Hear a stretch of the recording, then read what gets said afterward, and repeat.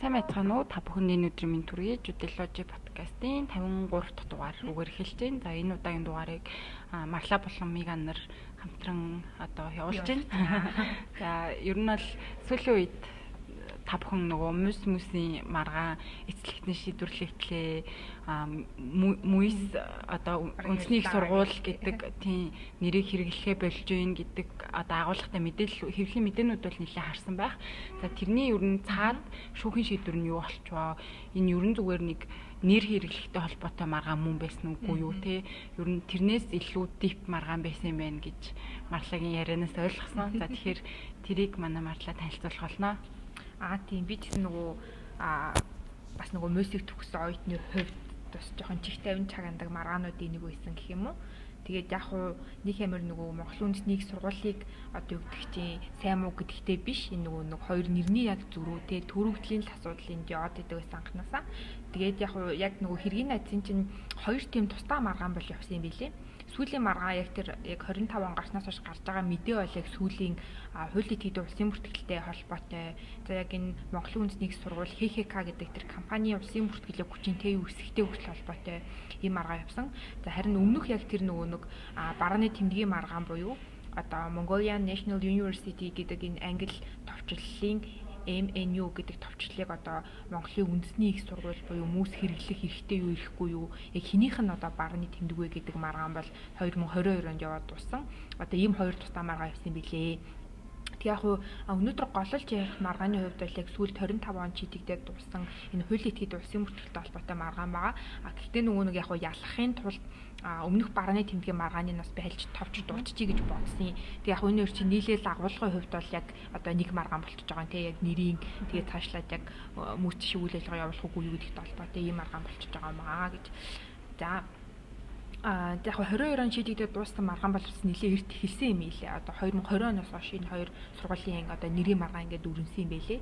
За барааны тэмдгийн маргааны хувьд бол MUM буюу National University of Mongolia and Mongolian National University гэсэн барааны тэмдэгтэй холбоотой маргаан 2022 онд захиргааны эрхийн давтаалтын шүүхээр бол шийдвэрлэгдээд дууссан. 2023 оны ихээр бол нөгөө усын дээд шүүхэд хяналтын журмаар гомдол гаргасан ч тэрийг усын дээд шүүх бол нөгөө хэлэлцгээр хүлээж аваагүй мөлий. Тийм болохоор давтаалтах шатны шүүхийн магадлалаар бол ингэж эцэслэгдэж дууссан ийм маргаан юм билээ. За тэгээ яг юу болсон бэ гэх юм бол Монгол улсын их сургуулиас МУИС-аас 2022 оны 9-р сард бол оюуны өмчийн газарт MNU за тэгээд MUIS буюу одоо МУИС гэдэг товчлолоо зүгээр шууд латин руу хөрвүүлсэн МУИС. За тэгээд Mongolian National University буюу MNU гэдэг энэ барааны тэмдгийг бол хууль бусаар ашиглаж байгаа Монголын үндэсний их сургуулийн өгүүлэлтэд холбогдох зөрчлийн хэрэг үүсгэж за хууль бус ашиглалтыг таслан зогсоох тухай гомдлыг гаргасан юм байлээ. Тэгж өрнөх маргаан эхэлсэн юм байлээ. За тэгэхээр ер нь маргаан бол яг мүйс ингэж анх гомдол гаргаснаас эхэлсэн юм байлээ. За энэ барааны тэмдгийн маргаан ерөөхдөө яаж дууссан бэ гэдэг юм бол Монгол Улсын их сургууль 1942 онд байгуулагдсан. Одоо Монгол Улсын анхны ууган их сургууль те ингэж төрүүлж байгуулагдаж эхэлж барааны тэмдгийн хамгаалалт хүсэлт гаргасан болохоор ерөөхдөө энэ саяны англи нэр томьёотой барааны тэмдгүүд бол Монгол Улсын их сургууль эзэмших хэрэгтэй гэдэг юм ерөнхий шийдвэр гарч эцэслэгдсэн. Яг хуу хальт юунуудын дуртах юм бол яг энэ шийдвэр дээр бол мөс бол усын дээд шүүхэд гомдол гаргасан. За тэрхүү гомдлыг бол усын дээд шүүх бол ингэж хүлээж аваагүй учраас анхан давхан шийдвэр бол ингэ хүчин төгөлөөр хэвэрүүлсэн. За тэгээд Монгол Улсын их сургууль нь бол Монгол Улсын их сургууль гэсэн үгийг бол англи монгол одоо товчилсан байдлаар холиод нийт 17 төрлийн өвгөн болон тэм дүрсэн барааны тэмдгийг хуулисны өмчөөр оюуны өмчийн газарт бүртгүүлэх хүсэлт гаргасан юм билээ. За энд нь болохоор яг нөгөө Монгол Улсын их сургууль, за тэнгуүтээ Mongolian National University, за тэгээд нөгөө Монгол Улсын их сургууль гэдгээ зүгээр шууд латин руу хөрвүүлсэн MUIS, за тэгээд нөгөө National University of Mongolia гэж өөрөө мөс одоо явдаг штэ тий.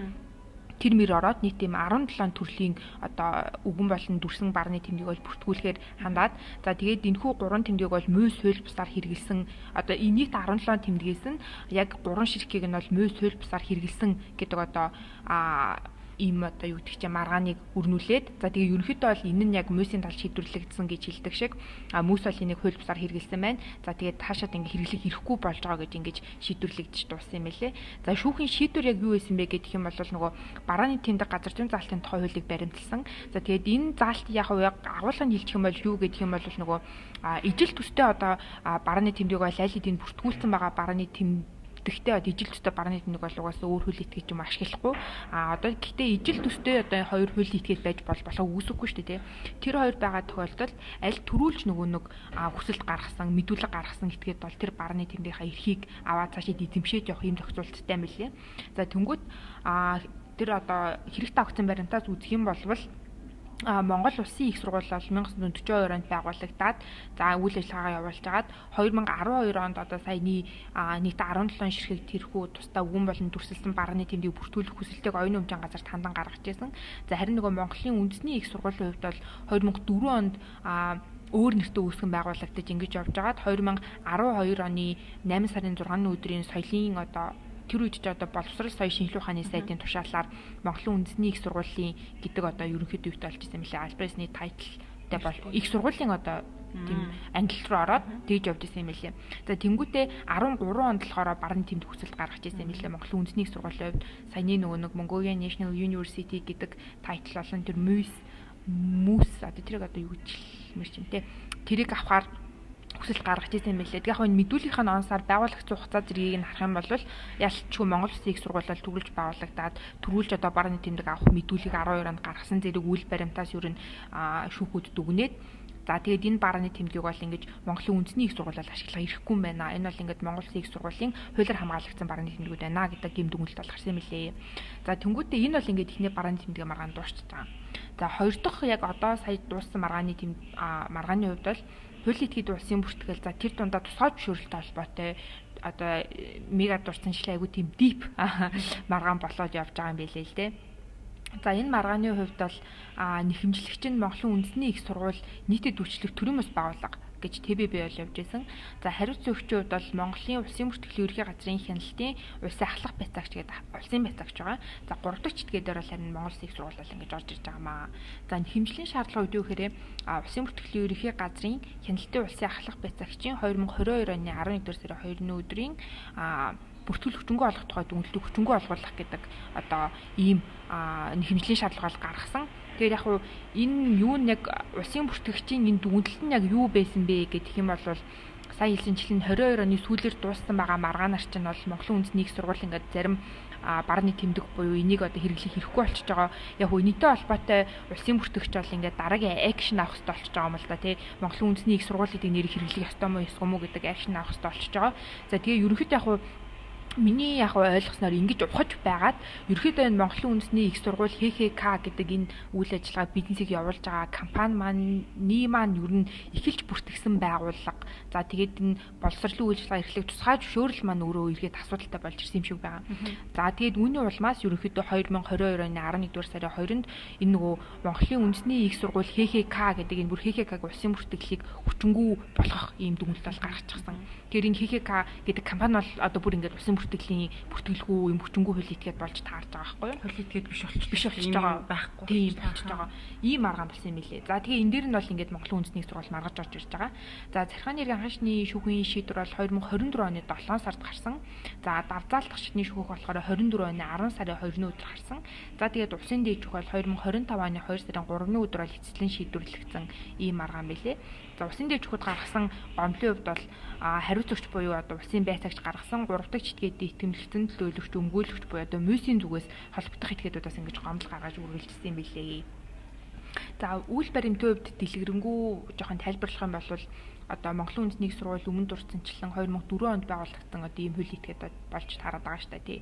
За тэгээд улсын байцаагчийг юу гэж дүгнсэн бэ гэдэг юм бол 2022 оны 11 сарын 2-ны өдрийн дүгнэлтээр бол их сургуулийн үйл ажиллагаа эрхлэх тусгай зөвшөөрөл олгогдоогүй байхад Монголын үндэсний их сургууль ХХК буюу энэ компанийг улсын бүртгэл бүртгэгсэн нь бол их туйл бус байна гэдэг үндслээр энэ компани одоо бүртгэлийг хүчингү олгосон. За энэ компани бол 2013 оны 12 сарын 26-ны өдөр бүртгэгдсэн ийм хууль этгээд байсан юм билээ.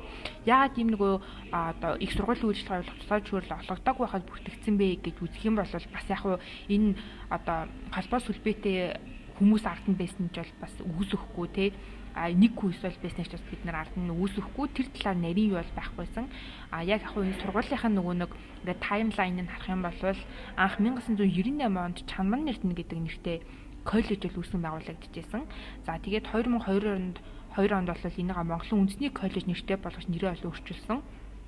За тэгээ явж байгаад 2004 онд тус коллеж нь бол дээд сургуулийн ангилалд ороод Монголын үндэсний дээд сургууль гэж бол ингээд нэрээ өөрчлөөд ингээд явж байсан юм байлээ. За тэгээд 2012 онд боловсрол соёл шинжилгээ ухааны сайдын тушаалаар Монголын үндэсний дээд сургуулийг бол их сургуулийн ангилалд бол хамруулж шийдвэрлэсэн юм байлээ. Тэгэхээр яг энэ цаг мөчид юу гэхээр нөгөө 1998 онд үүсгэн байгуулагдсан нөгөө Чандан нэртэй коллеж одоо явж ирсэн нэг л хууль этгээд бол яваад байгаа байхгүй юу? Нэрээ өөрчлөөл яваад байгаа. Тэгээд яг коллеж дээд сургууль нэг сургуулийн одоо юм ангилалд ороод яг нөгөө боловсрол соёл шинжилгээ ухааны одоо яамнаас бол ингээд дээд боловсролын байгууллагуудын ангилал бол өөр ах шиг байгаа. Коллеж, дээд сургууль, их сургууль гэдэг тий. За тэгээд нөгөө мэргэжил сургалт үйлдвэрлэлийн төмөвч гэдэг юм уу тий. Тэгэхээр 2012 оны 8 сарын 14-ний өдөр энэ тусгай зөвшөөрлөг бол олгосон юм байлээ. За гэтэл яасан бэ гэхээр Улсын бүртгэлийн байгууллага 2013 оны 12 сарын 26-ны өдөр эрх бүхий этгээд тусгай зөвшөөрлөг олгодоогүй байхад тусгай зөвшөөрлөг явуулах үйл ажиллагааны чиглэлээр Монголын үндэсний их сургууль ХХК-г шинээр үүсгэн байгуулсан хууль этгээдээр бүртгэгдчихсэн. Өөрөөр хэлэх юм бол нөгөө хуучин анх 98 онд үүсгэн байгуулагдсан хууль этгээд чи яваад л коллежээс дээд сургуулиас их сургууль болоо явж исэн чинь 2013 онд яг шинээр ХХК байгуулангуудаа тэр ХХК дээр шууд тусгай зөвшөөрлөг бүртгүүлээ явуулсан юм билээ л дээ. Одоо сүүлд бол 2012 онд Монголын үндэсний дээд сургууль гэж байгаа шүү дээ гэдэг нэртэй ХХК ч байгаа тий. За тэгэнгүүт Монголын үндэсний дээд сургууль гэдэг гигээ нэрийг нь өөрчлөөд Монголын үндэсний их сургуулийн ангилалд орсон учраас Монголын үндэсний их сургууль болох ёстой байсныг тэр компани дээр уг нь тусгай одоо хууль этгээдийн нэрийг өөрчлөж авах хэрэгтэй ч байсан юм уу тий. Тэгсэн чинь шинээр байгуулсан юм шүү дээ. Тийм. Уул нь ингээд тусгай зөвшөөрөл авах нь бол авсан. Гэтэ тэр нэг өөр хууль этгээдтэй байгаа байхгүй 1998 оноос хойш явсан. Гэтэл 2013 онд Монголын үндэсний сургууль ХХК гэдэг бүр шинэ компани байгуулад гэтэ тэрэн дээрээ яг энэ нөгөө 2012 онд авсан тусгай зөвшөөрлөг бүртгүүлсэн байгаа байхгүй өмнө авсан. Гэтэ энэ дэр одоо жишээлбэл худалдуулалт авах гэрээ байсан юм уу байгаагүй мүү гэдэг тийм одоо нарийн тайлбар бол байгаагүй. Ер нь бол шууд шинээр хууль этгээд бүртгүүлэхдээ одоо жишээл их сургууль гэдэг шинэ компани байгуулаад бүртгүүлэхдээ заавал боловсрол тусгай зөвшөөрлөлтөд бэжэж их сургууль гэдэг нэрийг авч бүртгүүлсэн тий. Тэр нөгөө хууль этгээдийн оноос нэрийн баталгаажуулалт энэ төр гэдс нэлээд өргөн одоо олон харилцаа тэнд явж байгаа. Тийм бэ лээ. За гэхдээ анхан шатны шүүх юу гэж үзсэн бэ гэх юм бол нэхэмжлэгч Монголын үндэсний сургууль ТББ-гийн нэхэмжлийн шалгуулт бүхэлд нь хангаж шийдвэрлсэн. Өөрөөр хэлэх юм бол улсын бүртгэл одоо улсын байцаагчийн дүнэлтийг хүчингү болгож шийдвэрлсэн. Үндэслэл нь юу вэ гэх юм бол за хуулийн этгээд нь бол нэгдэх нийлэх зэргээр өөрчлөн байгуулагдах. За ашигын төлөө хуулиар хориглоогүй алаа үйл ажиллагааг эрхлэн явуулах бүр эрхтэй. За тэгээ уг эрхийн хүрээнд өөрчлөн байгуулагдахаар хууль заасан баримт жишээг бол хангаж бүрдүүлж өгсөн юм байна гэж дүгнээд хэмжлийн шаардлага бол хангаж шийдвэрлсэн юм байлээ. Яг хөө энэ дээр бол ихтэй жишээлбэл тэр нөгөө 1998 онд үүсгэн байгуулагдсан этгээд нь 2013 онд өөрчлөн байгуулагдсан юм уу нэр өөрчилсөн юм уу гэдэг талаар юу дурдаг байгаа байхгүй юу. Яг уу одоо цаад нарийн нюансыг ингэж гарахгүйгээр ер нь бол яг ингээл нэг л одоо ашиг сонирхолтой этгээдүүл яваад ах шиг байна гэдэг тийм агуулгаар юм шиг байгаа. Ер нь бол за тийм болохоор ерөөхдөө хэмжээ шатлаг хангаад ингэ хүчингү болгож шийдвэрлсэн. За давзаалтчны шүүхөө өвчсөн анхны шийдвэрийг бол үйл баримтыг зөв дүгнсэн байна. Хуулийг зөв тайлбар чиргэлсэн байна гэдэг ер нь нэмэлт тайлбар дүгнэлт өгөхгүйгээр анхны шүүхийн шийдвэрийг хэвээр үлдээчтэй. Тэгэхээр анхан давх хоёр бол ерөөхдөө энэ хууль этгээдийн бүртгэл хүчинтэй байна гэдэг дүгнэлт гаргаж байгаа гэсэн үг. За харин улсын дээд шүүхээс бол анхан болон давзаалтын шүүхийн шийдвэрийг хүчингү болгоод 3 дахь этгээдийн буюу Монгол Улсын их сурлын гаргасан хяналтын одоо шатны гомдлыг бол хангаж шийдвэрлэдэг. За ингэхдээ улсын дээд шүүхээс бол юу гэдэг вэ гэх юм бол за их сургуулийн үйл ажиллагаа явуулах сургалтын тусгай зөвшөөрлөлтэй Монголын үндэсний дээд сургууль нь нэрээ өөрчлөг байна. Өөрчлөн байгуулагдаагүй байна 2013 онд. За тэгсэн чинь 2013 онд Монголын үндэсний их сургууль одоо заарлагдал хариуцлагатай компаниг их сургуулийн үйл ажиллагаа явуулах сургалтын тусгай зөвшөөрлөлтэйг шинээр бүртгэсэн бол хууль этгээдийн улсын бүртгэлийн тухай хууль болон боловсролын үйл ажиллагаа эрхлэх тусгай зөвшөөрлийн талаарх одоо хууль тогтоомжид заасан тэр зохицуултыг бол зөрчиж байна. Ийм үндэслэл бол байгаагүй байна. За тийм болохоор захиргааны актыг гаргах эрх хэмжээгүй этгээд ерөөхдөө тэр үе шийдвэр гаргасан гэж үзэж байна гэдэг бод үндэслэлтэй байна. За иймээс улсын ахлах байцаагч 2022 оны дүгнэлт бол хууль зөрчөөгүй үндэслэл бүхэн юм дүгнэлт байна гэж үзэж байгаа. Яг дахиад тодруулаад хэлэх юм бол нөгөө их сургуулийн үйл ажиллагаа явуулах тийм тусгай зөвшөөрөлтөй Монголын үндэсний дээд сургууль нь одоо 2012 онд их сургуулийн ангилалд орсон уу гэвэл нь орсон тий. Гэхдээ нөгөө энэ хууль этгээд чинь одоо тийм ангилалд ороод тусгай зөвшөөрөл авсан бол дээд сургууль гэдэг нэрээ их сургууль болгож өөрчлөх хэрэгтэй байсан ч юм уу гэдэг одоо харилцаа явах хэрэгтэй байсан байгаа байхгүй юу? Хуулийн этгээд энэ үйл ажиллагааг уг нь явуулах хэрэгтэй байсан чинь шинээр хуулийн этгээд үүсгэн байгуулангуудаа нэрийг өгөөд тэгээд тэр тусгай зөвшөөрлөөр шууд тэр шинэ хууль этгээд дээр бүртгүүлсэн байгаа байхгүй 2013 онд үүсгэн байгуулагдсан хууль этгээд 2012 онд давтан тусгай зөвшөөрлөөр бүртгүүлээ явчихж байгаа. Гэхдээ энэ дээр эргээд нөгөө хууль этгээд нэгдэж нийсэн ямар ч тийм баримт байхгүй. Хоёр тусдаа регистрийн дугаартай хоёр юм хууль этгээд юу нь бол явж байгаа юм байлээ. Тийм болохоор ерөөдөө тэр үед болоод ийм их хэмжээгүй этгээд энэ бол ингэж бүртгэгдсэн байна гэдэг одоо ийм нюанс гарч ирээд за тийм болохоор одоо энэ нөгөө Монголын үндэсний их сургууль гэдэг үйл ажиллагаа явуулж байгаа Монголын үндэсний их сургууль ХХК-гийн улсын бүртгэлэг өргөжтөнгөө болгочихж байгаа ийм аргаан бол ингэж дууссан юм лээ. Зөв. Бид өөр яг энэ шийдвэрийг ярьж эхлэхийн өмнө нэхэмжлэгч тал нь болохоор Монголын үндэсний их сургууль нийтэд өөрчлөлт төрийн бас байгууллага гэдэг газар гаргацсан байгааг нь гайхаадсан чинь яг юу ясны юм болов уу гэдэг зүгээр таамаг байна. Энд чинь улсын байцаагчдын дүгнэлт гараад Монголын үндэсний их сургууль ХХК гэдэг одоо хуулийн этгээдийн бүртгэл хүчингү учраас байхгүй болчихж байгаа гэсэн үг шүү дээ. Тэгэхээр одоо тэр хуулийн этгээд чинь нэг бол төрийн нэхэмжил гарах боломжгүй болчихж байгаа учраас одоо нийтэд өөрчлөлт төрийн бас байгууллага гэдгийг гаргаж ирж нэхэмжлэг гаргасан болов уу гэж зүгээр нэгдүгээр таамаглалаа. За тэгээ хоёрдугаар болохоор юу л болчихж юм л да. Би зүгээр нэг юм дүгнэлт хэлэхэд те энэ кейсээс бид нар юу сураад цаашаа явах хэрэгтэй вэ гэд хараад үзэх юм бол юм нөгөө нэг зөвөр хийгдэх хэрэгтэй те. Тэнгүүд одоо буруугаар хийгдснээс гэх юм уу те. Энэ бол ингээд айгүй энгийнээр аваад үзэх юм бол зүгээр тэр Монголын үндэсний дээд сургууль гэдэг сургуулийн нэрийг нь их сургууль болгоод тэн дээр байгаа зөвшөөрлөг бүртгүүлээд явах хэрэгтэй байсан боловч тэрийг арай өөрөөр хийсний улмаас айгүй том үр дагавар хожим гарсан ийм кейс байна гэж харж байна те. Тий яг уул нь бол өөртөө тэгэл 1998 онд байгуулагдаад яг дээд боловсролын чиглэлээр үйлчлэгээ явуулжсэн хуулийн этгээд өгөөл хуулийн этгээд гэтээ яг дараа нь одоо жишээлбэл 2013 онд ягаад ч шинэ компани үүсгэн байгуулсан. Тэрэн дээрээ шууд тусгай зөвшөөрлөө ингээд аваа явуулсан. Эсвэл одоо тэр шинэ хуулийн этгээд нь өөрөө дахиад шинээр тусгай зөвшөөрлөсөл аваа явсан нь зүй ясныч байсан байж болж тийм 13 он шинээр үүсгэн байгуулагдчихад тийм яг нэг тийм дунд нь жоохон хойлон бантан явцсан юм шиг харагдсан. Яг хөө эргээд нөгөө шууд нэрийн маргаан үүсээд эхлэнгүүт чинь энэ одоо хуулийн этгээд чинь Монголын үндэсний их сургууль гэдэг Монгол нэрээрээ явахдаа цаашид одоо тэгээд англи руу орчуулгаад чинь тэгээд Mongolian National University л угаасаа болж таарж байгаа. Тэрийг ашиглах ирэхгүй болтонгуудын харахгүй нэрээ үнэхээр ашиглах уугүй юу гэдэг маргаан гарна. Тэгээд цаашид угаасаа ингээд улсын байцаагч амар нэг акшн авах хэрэгтэй болно тий. Тэгэж одоо акшн авахдаа ер нь бол нэг хяналт шалгалт хийсэн юм шиг байгаа. Тэгтэн яг ер нь 13 онд үүсгэн байгуулагдах ингээд өөрөө аваагүй тусгай зөвшөөрөл шууд аваад л бүртгүүлээд л одоо дээд боловсрол үйл ажиллагаа эхлэе явчихсан учраас ингээд хүчингү болгосон хэмжээний ийм үр дагавар бол гарсан юм байлээ. Тэгэхээр яг дараа нь одоо гарах үр дагавраас тонилаа л да тий. Монголын үндэсний их сургууль шууд татан бодох хэрэгтэй юм уу? Үйл ажиллагаа зогсоох хэрэгтэй юм уу? Тий. Эсвэл одоо шинээр тусгай зөвшөөрөл авч явах хэрэгтэй юм уу? Эсвэл хуучин тусгай зөвшөөрөл хүчин тийм үү гэдэг яг надад бас айгүй олон асуулт төрсөн л дөө. Шүүхийн шийдвэр чинь болвол тэр улсын одоо байцаагчийн энэ дүгнэлттэй хүчин тема энэ бол ингээ хуульд нийцсэн маа нийцээгүй маа гэдэг дүгнэлт гараад л гээд зогсчихж байгаа тий дараагийн акшныг бол одоо хариуцсан захиргааны байгууллага нь яам ч юм уу тий авах хэрэгтэй байх гэж би бол бодоод байгаа байхгүй юу. Зөв. Энэ тэгэхээр үр дагаврын хувьд бол Монголын үндэсний их сургууль ХХК маань нэгдүгээрт бол их сургуулийн үйл ажиллагаа явуулах зөвшөөрлөхгүй байсан юм байна. Зөвшөөрлөхгүй юм байна. Тийм учраас эн чинь их сургууль гэдэг нэр авч болохгүй болчихж байгаа байна гэсэн үг шүү дээ. Тэнгүүд яг зүгээр юуг нь хамгаалахаар одоогийн үр дагаврын хамгаалахаар те нөхцөл байдал юун дээр очсон бэ гэхээр Монголын үндэсний их сургууль ХХК гэдэг их сургуулийн тусгай зөвшөөрлөлт үйл ажиллагаа явуулдаг хуулийн этгээд нэгдүгürt байхгүй болчихлоо тий. Тэгэхээр нөгөө 1998 онд үүсгэн байгуулагдчихсан Монголын үндэсний дээд сургууль гэдэг дээд сургууль болвол байгаа. Тэр сургууль маань бол их сургууль болох болцсон шаардлага хангацсан зөвшөөрөл нь бол байгаа. Гэхдээ тэр чинь 12 онд гэсэн шүү дээ.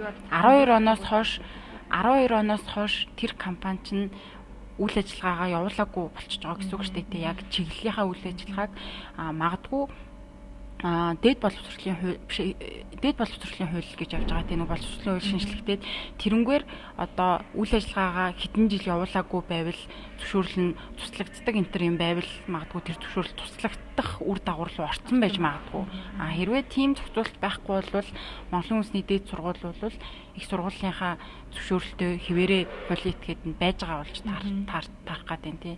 Тэгэхээр ерөнхийдөө одоогийн үйл ажиллагаануудаа магадгүй тэр Монголын үндэсний дээд сургуулийнхаа нэрийг нь өөрчлөөд тэн дээр байгаа тусгай зөвшөөрөл рүүгээ одоогийн үйл ажиллагаа шилжүүлэх маягийн юм болох юм болов яах юм бол те би бол зүгээр нэг шүүхийн шийдвэрийн сонсоод хамгаалахад бол нэг иймэрхүү юм болох юм болов гэж бодож байна.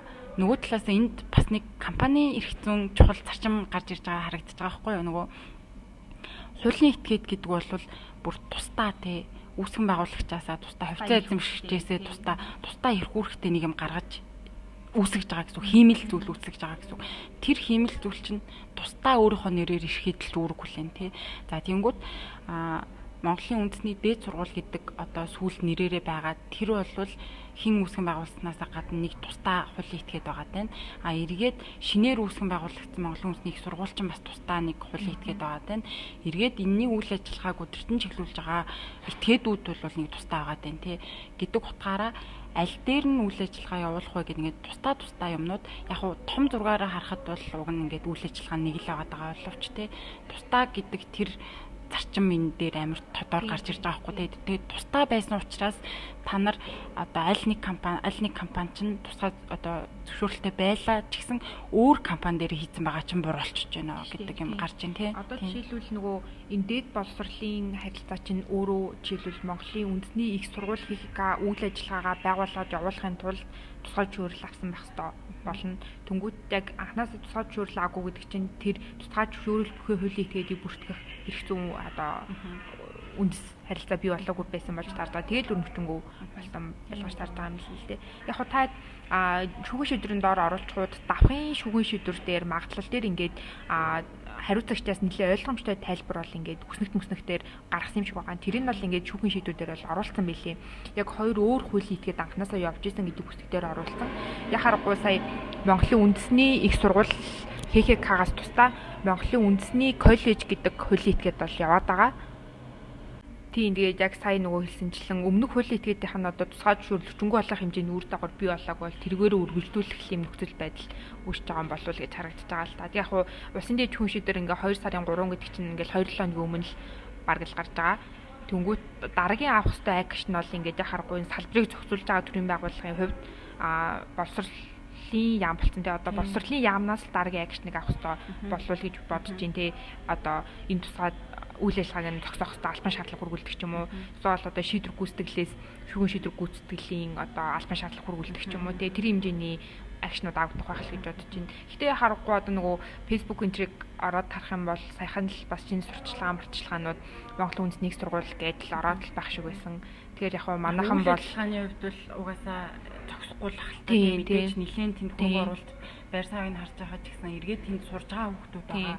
Тэгээ одоо нэрээ үргэлжлүүлээ явдаг гэсэн гэдэг юм руугаа орох байх гэж бодож байна. Тийм шинээр хуулийн этгээд үүсгэн байгуулах уу, шинэ одоо тусгай зөвшөөрөл авах уу гэдэг л дараагийн акшнууд яригдах байх. Тэгэхээр яг уу тийм энэ нь бол баг тэгээ энэ жилдээ багтаа шийдвэрлэгдэх байлгүй дээ л гэж хүлээе тий. Гэхдээ чам тийг санагдаж байна. Одоо жишээ нь нэг компанид за танах их сургууль болох болцол хангалаа гэдэг юм зөвшөөрөл өгж байгаа шүү дээ тий. Яам. Тэгэхэд одоо бодвол регистрийн дугаарыг энэ компанид өгж байгаа шүү гэж одоо бичдэг байлтай тий. Бичдэг л байлтай. Тэнгүүд бүртгэл тий. За энэ регистрийн дугаартай компани дээр бүртгэх байх гээл одоо тэгээд угаасаа жижигхэн алдаа санагдаад байгаа анхны тэр алдаа нь энэ бол угаасаа усын дээжүүх ингээд ийм ирэхгүй гэдгээд ингэж хийсэн байна гэ угаасаа бичсэн байлээ. Тэр харахгүй тэр үе усын бүртгэгчийн л юу н үйл ажиллагааны л одоо буруутай хэсэг болж дуусч байгаа юм л да. Энэ зүг бол яг харахгүй л өөр хуулийн этгээд өөр регистрийн дугаартай хуулийн этгээд хатсан тусгай зөвшөөрлийг шал өөр шинээр үүсгэн байгуулж байгаа хуулийн этгээдээр бүртгэгдсэн ийм одоо үйл баримт байгаа даа амар ойлгомжтой байгаа учраас ер нь тэндээч өгч гэсэн ер нь яг тийжл бичсэн лээ. Тэгэхээр харахгүй буруу байгаа л гэсэн үг тийм. 2012 онд яваад байгаа үйл юу штэ тий одоо гарсан байгаа алдаа гэдэг.